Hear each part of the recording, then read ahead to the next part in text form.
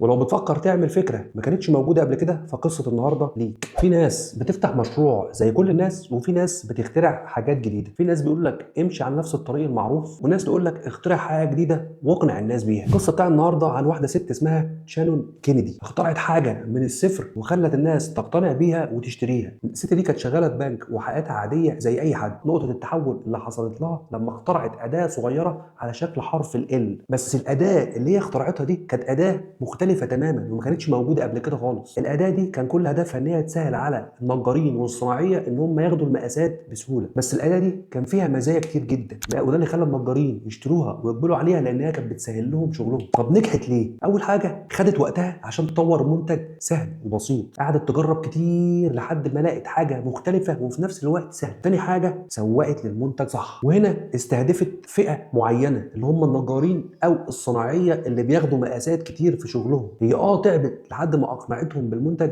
ولكن تسويقها للمنتج ليهم هم بالذات خلاهم يقبلوا على شراء المنتج ده لانه سهل وبيساعدهم. الخلاصه يا حبيب عم رائد، منتج واحد بس ممكن ياخدك في حته تانية خالص، بس لو كان مختلف وبيسهل على الناس. عشان كده فكر في حاجه مختلفه وطور منتج مختلف وخد وقتك. ما تمشيش في نفس الطريق اللي كل الناس بتمشي فيه وتقول عايز اوصل للعالميه. اللي هيوصلك للعالميه انك تعمل حاجه مختلفه مش موجوده عند اي حد. وتابعني لو عاوز تلاقي افكار يا حبيب عم رائد.